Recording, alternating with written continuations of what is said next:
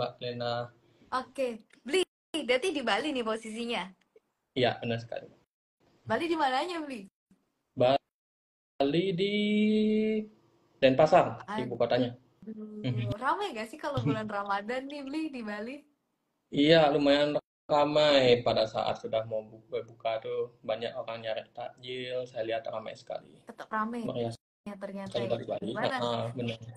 Sejauh ini puasanya gimana, Bli?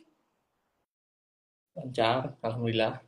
Lancar, alhamdulillah. Oke, sahabat Raset, kita kenalan dulu nih sama yang namanya Bli Hedi Sasrawan ya. Ini dari Bali nih, sahabat rasa kita impor langsung. Dan kita sore ini seperti biasa kita mau bahas-bahas mengenai saham, terutama saham syariah nih ya, karena kita sudah memasuki bulan Ramadan. Dan sahabat rasa, kita mau kasih tahu juga nih kalau kita bakalan ada yang namanya giveaway. Jadi nanti kamu akan berkesempatan untuk mendapatkan hadiah voucher totalnya 1 juta rupiah untuk 2 orang pemenang. Caranya gampang banget. Langsung aja follow Instagram kita ya di merasetsekuritas_id. Terus di screenshot nih nanti live IG-nya, terus di share ke story kamu, terus kamu tulis juga apa aja sih yang kamu pelajarin dari live Instagram di sore hari ini.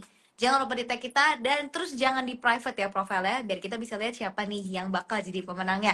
Oke, Bli, kita kan udah Ya, kisi-kisi tadi ya, kita udah mau masuk bulan Ramadan dan tentunya lagi marak banget nih yang namanya saham syariah, betul ya Bli ya? betul sekali. Oke, kenapa sih kira-kira menurut Bli Hedi sendiri ya, kok saham syariah tuh baru mulai booming di akhir-akhir ini? Oke, karena saya juga melihat sebenarnya saham syariah itu potensinya besar sekali. Jadi melihat dari jumlahnya juga sangat besar. Jadi jangan jangan kita bilang kalau kita kalau berpatokan pada syariah berarti sedikit sekali pilihannya. Tidak Mm-mm. sama sekali.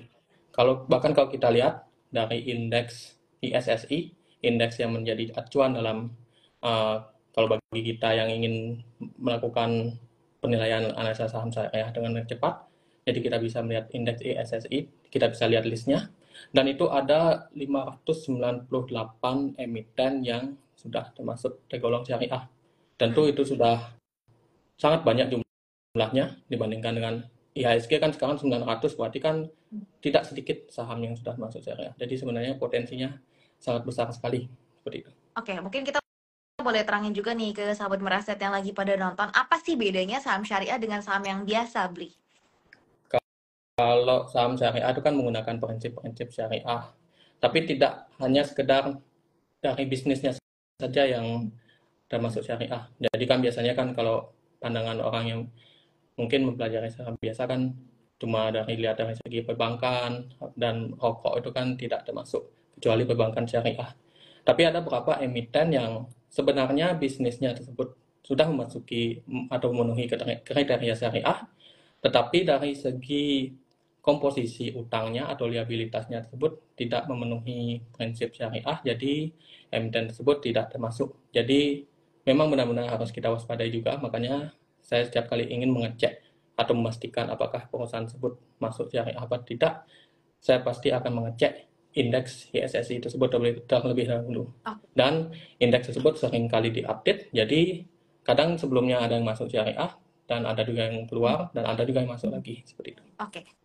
Kalau mungkin kita boleh share sedikit juga nih ya, Bli ya. Untuk sebuah saham dikategorikan sebagai saham syariah tuh syarat-syaratnya apa aja sih, Bli? Kalau saham syariah itu kan memang ada hukumnya seperti itu. Jadi memang yang menentukan itu ada beberapa lembaga yang menentukan dari indeks ISSI tersebut.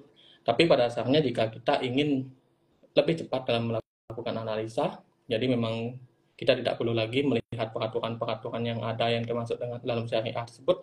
Jadi kalau kita sebagai orang yang tidak punya memiliki banyak waktu dan lebih baik kita fokus bekerja, jadi lebih baik kita lihat indeksnya saja, apa Oh, saja jadi listnya. Jadi jadi kita nggak usah cek ribet-ribet ya. langsung. Nggak usah Ya, ribet-ribet jadi screening ya, Bli gampang ya. Saham. sekali.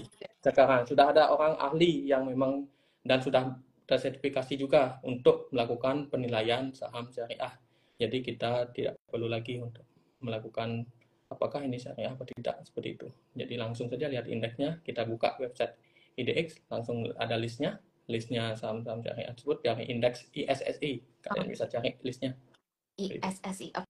Sahabat Meraset, kita di sini masih live sama Bli Hedi Sasrawan. Buat teman-teman juga yang pengen tanya, silakan langsung tulis di kolom komentar ya. Nanti di akhir itu kita juga akan bahas lebih lengkap lagi nih, langsung Q&A bersama dengan Bli Hedi. Oke, kita lanjut lagi nih Bli. Kita ngomongin saham syariah atau saham apapun, pastikan ada faktor-faktor yang Bli lihat sebelum membeli sebuah saham gitu ya. Apa aja sih faktor-faktor yang Bli lihat ini? Mungkin sharing secara fundamental atau mungkin Beli lihat juga nih secara teknikalnya gimana? Oke, kalau saya pribadi lebih fokus pada sesuatu yang memang memberikan kepastian dalam investasi. Dan kepastian tersebut yang paling sering bisa kita lihat tersebut adalah dari dividen.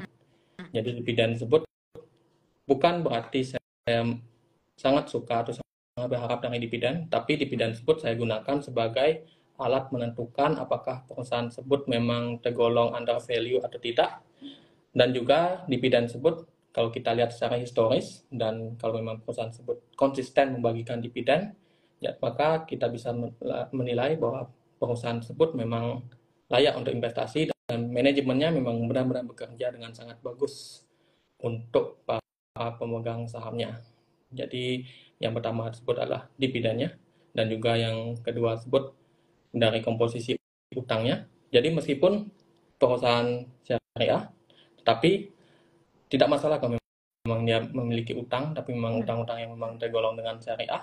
Tapi kita juga perlu mengecek apakah perusahaan tersebut memiliki rasio utang yang aman apa tidak. Dan itu bisa dilihat dari rasio utang jangka panjang dibandingkan dengan ekuitasnya.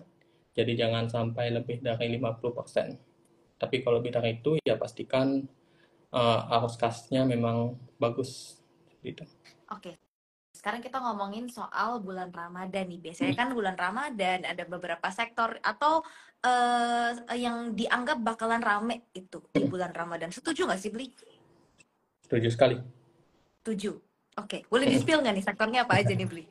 Disclaimer on ya, sahabat Rasa. Disclaimer on. Disclaimer on, apapun itu disclaimer on, karena memang kondisi yang kita bahas sekarang belum tentu di masa depan juga masih demikian. Jadi masih banyak ada ketidakpastian, jadi memang diversifikasi itu penting. Jadi untuk sektor yang tentu di bulan Ramadan tersebut kan identik dengan sektor konsumen yang memang jauh lebih aktif dibandingkan dengan sebelumnya. Jadi perusahaan-perusahaan sektor konsumer tersebut patut untuk kita perhatikan, tapi bukan berarti kita memang di bulan Ramadan perhatikan sektor konsumer itu yang lagi bagus. Jadi kita hanya fokus pada membeli saham-saham yang tergolong konsumer saja. Enggak ya. Benar. Tapi kita tetap mengecek emiten-emiten yang masuk dalam konsumer tersebut yang tentunya yang masuk syariah. Jadi pastikan juga kinerjanya bagus dan valuasinya tergolong under value dan bagikan dividen dengan konsisten. Dan juga selain itu juga pastilah di bulan pada saat nanti lebaran tersebut ada yang mulai membeli emas atau menjual emas, jadi kemungkinan bisa kita perhatikan emiten-emiten yang berkaitan dengan emas seperti itu. Jadi bisa kita perhatikan. Oke, ini menarik nih karena biasanya kalau yang lain tetap ada yang jawab banking, kalau Bli nih selain konsumer ngomongin soal emas juga ya, emiten-emiten emas gitu ya. Oke, nah dari semua emiten yang termasuk dalam sektor-sektor ini, tentunya kita kalau ngomong sebagai seorang investor yang dilihat pasti fundamental juga gitu kan, Bli ya. Nah, indikator valuasi apa sih yang biasanya Bli lihat sebagai barometer mungkin untuk kedua sektor ini dulu ya, dari konsumer dan juga dari komoditas emas. Oke, dari segi valuasi, kalau secara umum kan biasa orang melihat PBV dan PER. Jadi PBV disebut adalah perbandingan harga saham relatif dengan ekuitasnya atau modalnya, dan juga PER tersebut adalah relatif dengan laba bersihnya. Tapi saya pribadi tidak menggunakan itu untuk menilai apakah perusahaan tersebut di harga saat ini sedang murah atau mahal, tapi saya menggunakan rasio PBV dan PER tersebut untuk menilainya secara historis. Jadi kita bisa melihat secara historis pergerakan harga sahamnya, kemudian kita bisa bandingkan dengan pergerakan PBV dan PER-nya. Kalau misalnya PBV-nya tersebut mengalami harga sahamnya itu mengalami peningkatan, tapi PBV dan PER-nya juga ikut naik, berarti sebenarnya kenaikan harga sahamnya tersebut lebih mahal atau lebih cepat dibandingkan dengan peningkatan kinerjanya. Jadi itu yang saya gunakan untuk PEV dan PER, bukan untuk menilai valuasinya di harga saat ini, tapi untuk melihat sifat pergerakan harga sahamnya. Dan untuk menilai valuasi, saya tetap menggunakan dividend yield sebagai penilai apakah perusahaan tersebut termasuk murah atau mahal. Jadi saya pastikan dividen tersebut kurang lebih sama dengan inflasi. Saya gunakan patokan dividen yield 3%, meskipun berapapun nilai inflasinya, karena dividen ini hanya sebagai pengaman saja juga bagi saya. Kalau misalnya harga saham turun, pastilah dividen yield-nya akan meningkat kalau memang kinerjanya masih bagus. Dan itu saya bisa mengambil kesempatan juga. Dan juga sembari saya menunggu, saya masih bisa menikmati dividennya untuk menutupi dampak dari inflasi. Karena kan dampak negatif terbesar ketika kita menunggu suatu saham itu supaya naik kan inflasi. Jadi dividen inilah yang bisa menjadi kompensasi selama kita menunggu hingga saham tersebut rebound. Jadi sesimpel itu. Lebih simpel lagi pada dasarnya. Cukup lihat dividen yield-nya saja dan histori dividennya. Oke, jadi ini satu sudut pandang yang berbeda ya. Kalau orang bilang passive income betul ya. Cuman passive income ini sendiri juga ada takarannya seberapa ya. Kalau untuk beli di sendiri berarti untuk menangkal inflasi. Ini salah satunya ya, indikatornya ya. Oke, ini salah satu insight menarik ya sahabat Miraset juga yang baru bergabung. Halo, selamat sore. Welcome to IG Live Ngabuburit bersama Miraset Sekuritas dan juga Bli Hedi Sastrawan. Nah, buat yang belum tahu, kita tuh juga ada giveaway loh. Jadi sahabat Miraset langsung join aja di live ini karena kita punya voucher total 1 juta rupiah untuk 2 orang pemenang nih ya. Caranya gampang banget, langsung aja follow Instagram kita di Miraset Sekuritas _ID, terus di screenshot ya Instagram live kita ini, dan kamu masukin ke story. Terus kamu tulis juga apa aja sih yang kamu udah pelajarin dari live Instagram kita sore hari ini. Jangan di private ya Instagramnya, dan jangan lupa di tag ke Instagram kita supaya kita bisa tahu nih siapa yang bakal jadi pemenangnya di sore hari ini. Oke, Bli, kita lanjut. Kalau soal tadi ngomong-ngomong dividen, ngomong-ngomong return, pasti kan ujung-ujungnya kita pengen cuan gitu kan ya. Nah, mungkin banyak yang bertanya juga nih di momen-momen bulan Ramadan, momen-momen butuh duit gitu kan ya. Karena bakalan banyak pengeluaran. Dari kemarin tuh juga banyak banget tuh yang nanya, kalau misalkan mau beli saham sekarang gitu ya untuk nanti dipakai gitu saat mungkin THR atau mungkin buat mudik, kasih amplop nih buat ponakan-ponakan, masih sebenarnya udah terlambat belum sih kalau kita beli saham-saham itu sekarang, beli? Ya, oke. Kalau investasi tersebut memang lebih, apalagi di saham, jadi jauh lebih baik jika kita fokusnya itu jangka panjang. Jadi kita ketika investasi di sektor manapun, tetap itu jangka panjang. Jadi lebih baik daripada kita mempersiap investasi sekarang untuk lebaran yang sekarang, ya memang pada dasarnya kita investasi sekarang untuk lebaran yang periode berikutnya. Jadi seperti itu. Kalau kita terlalu pendek itu, ya benar sekali. Jadi resikonya tinggi sekali kalau memang kita berharap investasi sekarang, lebarannya kita ambil take profit seperti itu. Tapi ada beberapa emiten yang memang sekarang tengah membagikan dividen, tapi juga hati-hati dengan dividen trap. Kalau kita membeli saham hanya pada saat dekat-dekat pembagian dividen, jadi itu perlu kita ya. Jadi tetap untuk jangka panjang sebaiknya untuk investasi saham. Nah, untuk solusinya sendiri nih buat teman-teman yang mungkin belum sempat beli kemarin, atau mungkin baru belajar saham terus kemudian baru mau beli gitu untuk saham-sahamnya di sekarang ini, ada tips nggak sih beli dan solusi untuk saham-saham apa nih yang kira-kira bisa dibeli sekarang gitu? Oke, jadi saya ingin membuktikan bahwa ya benar, disclaimer sekali lagi. Jadi saya ingin membuktikan bahwa kalau kita investasi saham syariah tersebut, jadi kan setiap orang memiliki preferensi masing-masing. Ada yang fokus ke ESG-nya saja atau melihat dari segi lingkungan. Ada juga yang fokusnya pada saham syariah. Jadi ya kadang orang berpikir oh semakin sedikit pilihan saya. Padahal sebenarnya banyak sekali. Jadi saya pribadi memang melakukan analisa. Jadi saya buka list dalam ISSI tersebut. Saya cek dari A sampai Z untuk menemukan saham-saham yang bisa dibilang harta terpendam, jadi nggak banyak orang yang tahu. Mungkin saya sebutkan listnya. pada dasarnya saya memiliki 50 list saham, tapi ada beberapa yang mungkin saya sukai, seperti misalnya itu ASII, Budi, CLPI, ada juga Hexa, itu perusahaan mungkin tidak tambang batu bara, tetapi dia lebih fokus pada Alat penjualan alat beratnya saja. beratnya ya. Ya, benar sekali. Jadi ada juga INDF yang memang berkelanjutan sekali kinerjanya, ada juga IPCC dan IPCM yang memang sedang bangkit sekarang dan memang sangat dibutuhkan oleh perusahaan, karena kan perusahaan tersebut bergerak di bidang yang berkaitan dengan pelayaran dan juga ekspor impor kendaraan. Jadi memang itu bisa kita pertimbangkan juga. Ada juga beberapa perusahaan yang memang baru bangkit kembali seperti JRPT, ada juga yang memang kita suka minum kopi, yang suka nongki-nongki. Kalau kita perhatikan itu kan ada kalau kita suka beli minuman kopi dengan rasa karamel atau rasa yang lain tersebut, biasanya dia menggunakan sirup yang berasal dari supplier dari emiten berkode KMDS. Jadi itu bisa kita perhatikan juga. Ada juga kalau kita suka supaya buah lebih cepat masak, kan kita menggunakan karbit. Satu-satunya produsen karbit Indonesia itu kan MDKI. Jadi itu juga bisa diperhatikan. Ada juga produsen yang listrik. Jadi saya suka sekali perusahaan tersebut karena dividennya itu berkelanjutan. Meskipun dia pertumbuhannya bukan merupakan perusahaan growth stock, tapi dividennya memang sangat bagus. Emiten itu PUER. Ada juga perusahaan yang bergerak di bidang spare part, yang juga orientasi ekspor, yaitu SMSM. Dan juga tentu kita tidak bisa lepas dari telekomunikasi, misalnya ada Telkom, dan juga ada juga perusahaan yang bergerak di distributor toilet, yaitu SPTO, yang mana itu merupakan distributor perusahaan Toto, yang mana perusahaan Toto itu kan tentu kita tahu di banyak hotel, di banyak instansi pemerintah atau di banyak tempat juga banyak menggunakannya.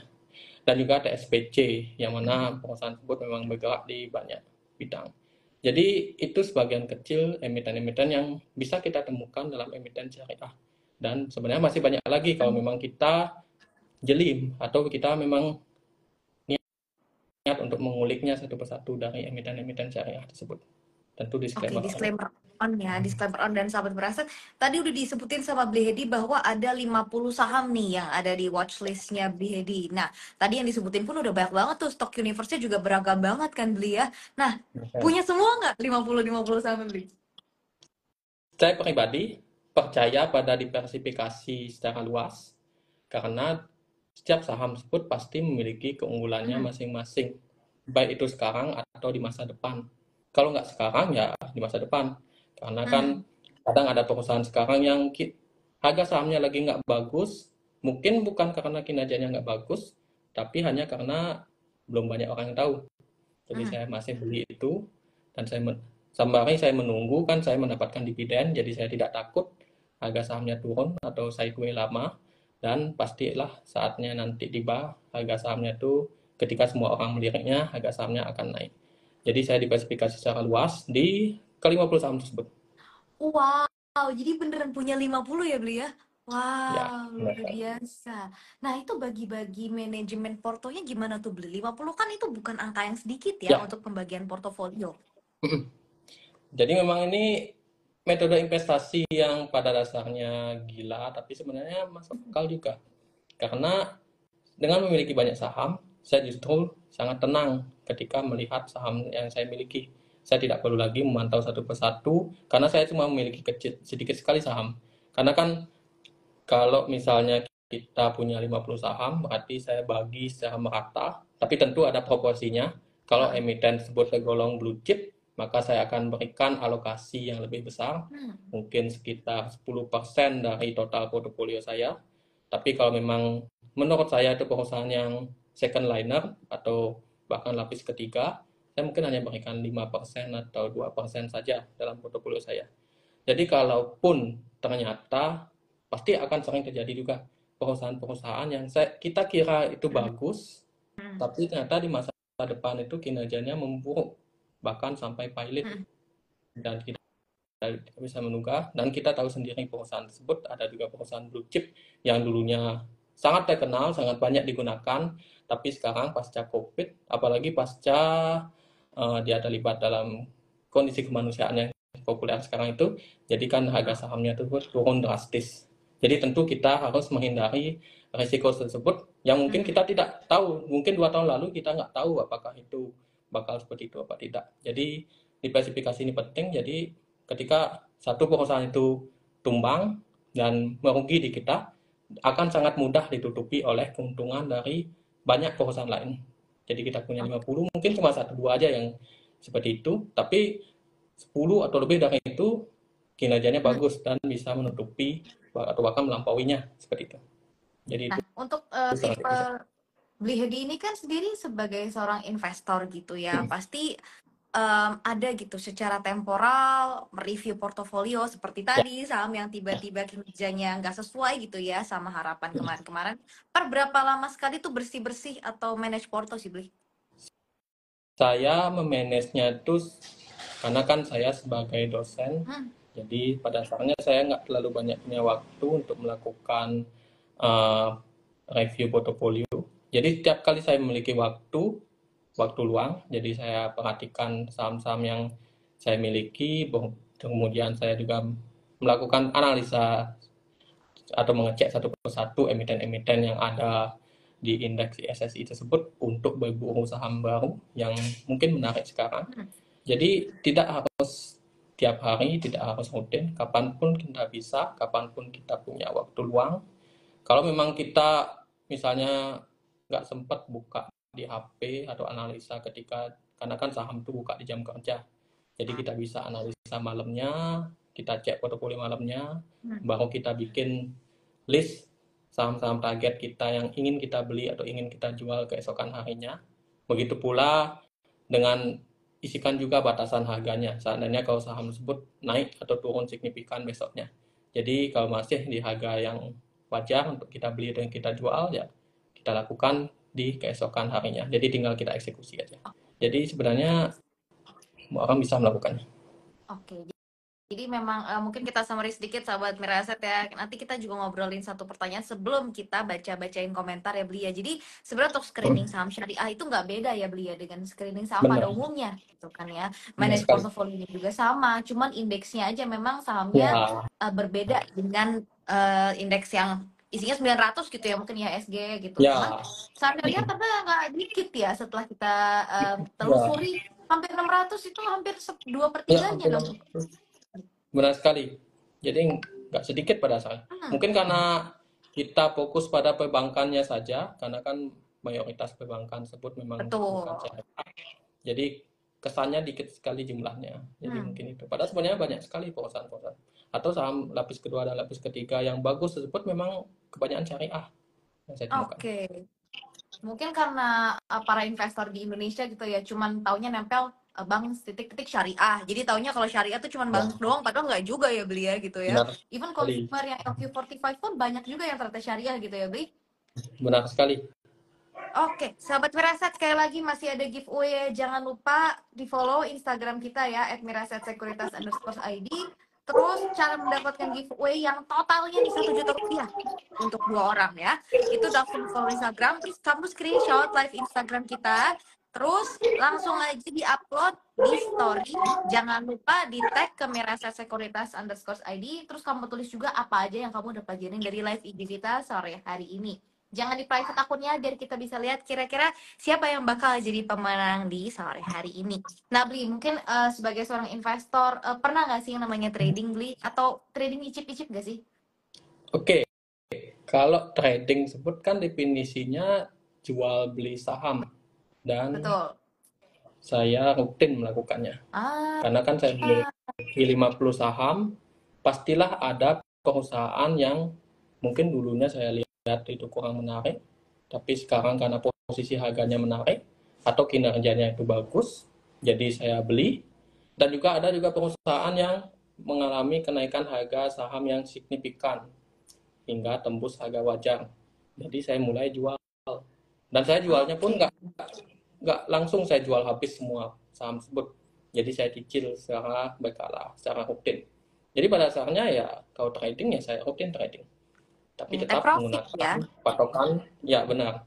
Saya juga take profit dan dengan patokan fundamental. Oke, mungkin ada saran nggak sih Bli sebagai seorang investor gitu ya, cara kita nggak FOMO gitu kalau misalkan ada bad news, mungkin sahamnya tiba-tiba turun gitu harganya, Ya, atau misalkan ada sentimen yang sebenarnya sesaat aja gitu, tapi karena kita takut jadinya jual dan malah mungkin besokannya terbang. Mungkin pernah juga punya pengalaman seperti itu, boleh di-share Bli? oke. Jadi pada dasarnya diversifikasi ini bisa membantu kita menghindari sifat FOMO. Karena kan FOMO tersebut sering terjadi kalau kita memegang satu saham atau sebagian saham dalam portofolio kita dalam jumlah yang besar. Kalau misalnya kita punya uang 1 miliar misalnya, tapi kita cuma bagi ke 5 saham. Meskipun 5 saham tersebut memang semuanya bagus, semuanya under value, tapi kan kita tidak tahu masa depan seperti apa. Berarti kan masing-masing itu kan 200 juta. Itu uang yang besar sekali dan sangat signifikan kalau misalnya harga sahamnya itu turun entah alasan apapun. Jadi tentu kita akan panik kalau kita memiliki sedikit emiten, baru turun dikit, nah, ternyata besar kerugiannya. Misalnya 200 juta itu turun 10%, berarti 20 juta kita loss. Jadi kan kita panik langsung, dan langsung kita cut loss saja dulu sebelum dia turun lagi. Dan tanpa sadar, kita terus melakukan itu, dan kerugian yang kecil-kecil itu akan terakumulasi, sehingga totalnya ya akan besar. Beda halnya kalau kita diversifikasi, kalau misalnya diversifikasi ke 50 emiten, berarti dari 1 miliar tersebut kita punya 20 juta.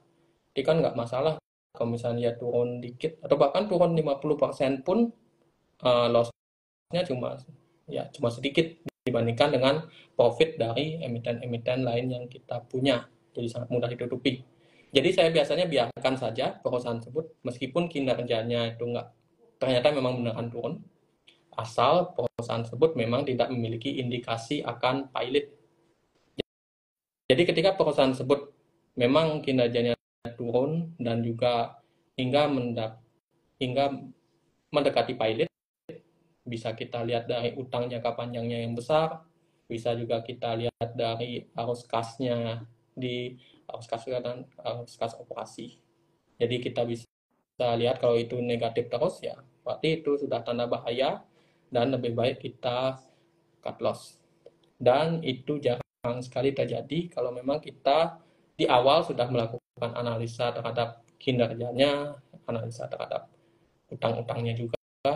Jadi saya pribadi sangat jarang melakukan cut loss meskipun ada perubahan kinerja. Jadi nggak perlu Jadi panik. ibarat kata kalau kita udah mau berenang harus siap-siap makan dulu ya Beli ya. Kita research Benar dulu, jangan sekali. tiba-tiba nyemplung, lapar, Ya. malah jadinya nggak enak gitu ya. Oke, Beli kita mulai bacain komentar atau pertanyaan satu persatu ya. Di sini ada yang nanya. Nah, mungkin Mbak Dita Adila bertanya. Ini kan kita udah memasuki bulan Ramadan. Yang namanya tadi syariah kita bilang lumayan hype juga nih ya jadinya. Nah, untuk saham-saham syariah itu sebenarnya bulan ini ya, Beli terutama itu justru malah lebih beresiko nggak sih sebenarnya? Karena kan kadang kita dikotomi atau kita bedakan antara saham syariah dan non syariah. Padahal sebenarnya saham syariah itu kan merupakan bagian dari IDX juga, saham seluruhnya. Hanya saja ya memang memenuhi kriteria syariah. Dan jumlahnya juga nggak sedikit. Sedikit ya. Bahkan tadi dibilang ya cuma mencapai 2/3 dari seluruh saham yang ada di Bursa Efek Indonesia. Dan yang tidak termasuk syariah tersebut memang sektornya sektor tertentu saja. Padahal kan sektor-sektor yang banyak digunakan masyarakat itu kebanyakan merupakan sektor syariah. Seperti sektor konsumer, sektor pertambangan, itu kan kebanyakan merupakan perusahaan syariah. Jadi pada dasarnya kita tidak perlu khawatir kalau memang kita ingin fokus investasi pada saham syariah, kita tidak perlu khawatir dan pasti akan tetap bagus dalam jangka panjang asal kita diversifikasi. Bahkan kalau memang mungkin indeks saham syariah tersebut kinerjanya tidak bagus, berarti IHSG pada umumnya juga tidak bagus. Karena saya pribadi di portofolio saya kalau saya hitung-hitung ya mayoritas portofolio saya tersebut merupakan perusahaan syariah. Jadi nggak perlu Oh, khawatir. baik, kita lihat juga komentar-komentar yang lainnya ya, Beli ya. Oke. Dan sahabat Parasat, sekali lagi kalau yang mau ikutan masih bisa banget untuk giveaway-nya ya. Di screenshot aja nih live Instagram kita kali ini. Terus kamu jangan lupa follow Instagram kita @merasatsecuritas_id. Terus kamu langsung aja upload screenshot dari live Instagram ini ke story. Dan jangan lupa di tag ke kita. Terus ditulis juga nih apa aja yang udah kamu pelajarin dari live kita sore hari ini. Oke, kita ke pertanyaan berikutnya. Untuk likuiditas dan volatilitas saham syariah itu gimana tuh, Bli?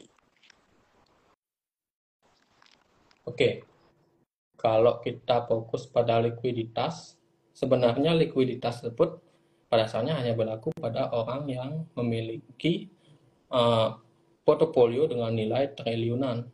Karena kan kalau portofolio kita masih nggak nyampe 1 miliar, ngapain kita mikir likuiditas?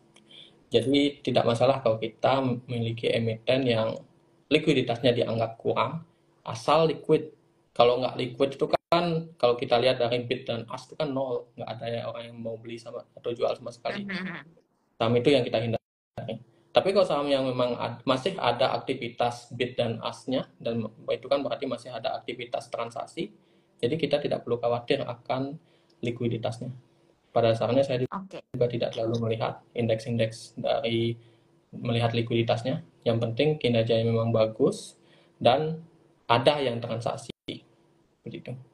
Oke, kita punya pertanyaan berikut nih cukup menarik nih Beli ya. Ngomong-ngomong soal saham syariah, atas nama Debu nih bertanya. AMRT itu katanya kan nggak syariah, padahal MIDI itu sahamnya syariah. Nah, gimana tuh? Berarti tuh anak usaha dan induk usaha tuh Beli? Atau sister company lah ya kita bisa bilang MIDI Oke, dan AMRT ini. AMRT. Ya, Uh, betul. jadi ada beberapa kasus menarik di mana perusahaan yang memang kita nilai itu syariah, tapi Hmm. kenyataannya menurut penilaian indeksnya dari orang-orang yang memang sudah berpengalaman dan sertifikasi di bidang penilaian uh, emiten syariah tersebut dianggap sebagai emiten tidak syariah. Karena beberapa hal. Yang paling sering disebut adalah komposisi dari utang-utangnya atau liabilitasnya. Dan juga bisa jadi dia memiliki emiten atau anak usaha yang bergerak di bidang yang non syariah.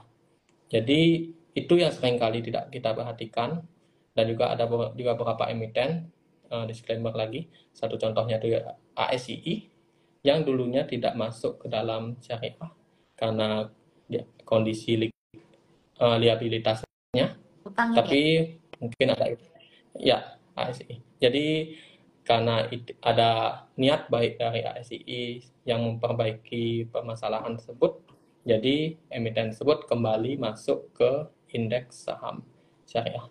Jadi nggak cuma bukan perbankan dan juga sektor yang tergolong syariah aja yang masuk ke indeks syariah. Kadang ada perusahaan yang memang menurut kita syariah bisnisnya, tapi karena faktor tertentu itu tidak syariah.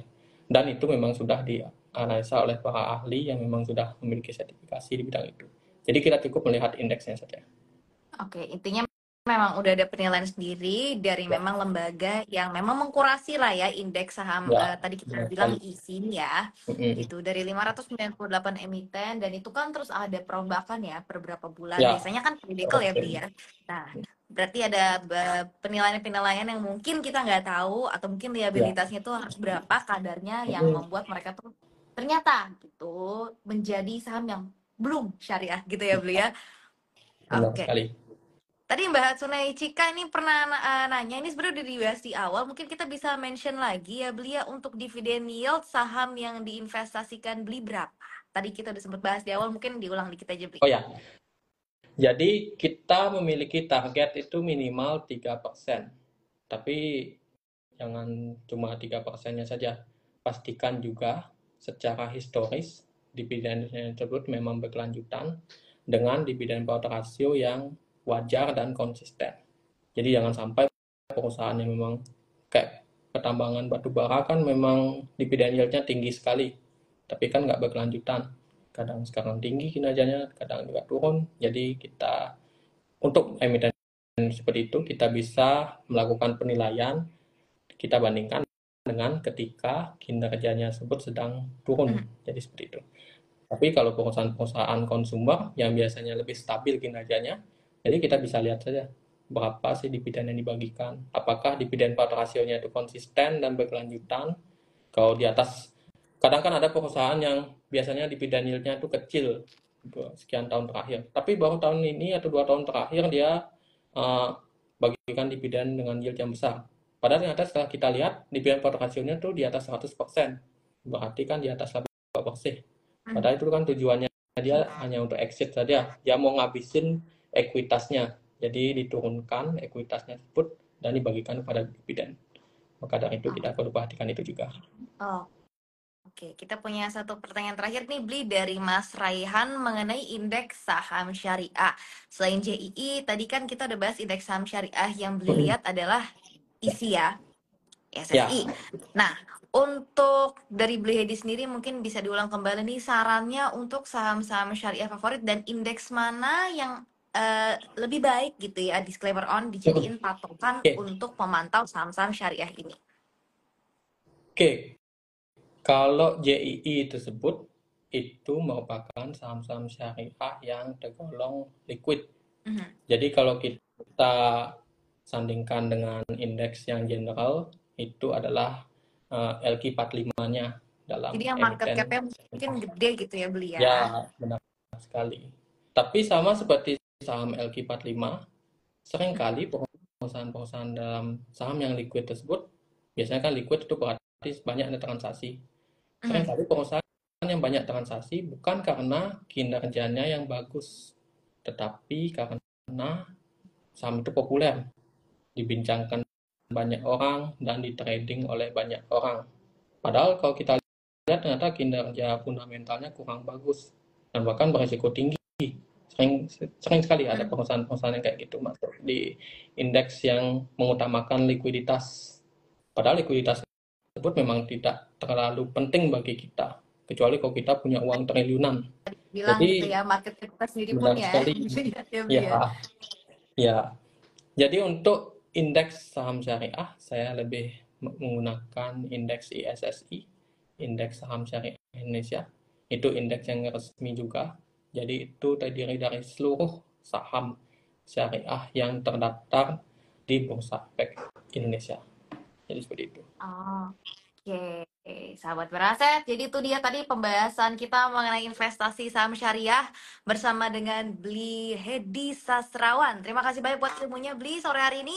Sebelum kita tutup, kita juga masih mau ngingetin bahwa sahabat beraset jangan sampai ketinggalan ya udah ikutan live Instagram kita di Ngabuburit sore hari ini. Dapat ilmu, dapat cuan juga karena kita punya giveaway 1 juta rupiah voucher untuk 2 orang pemenang. Caranya gampang banget.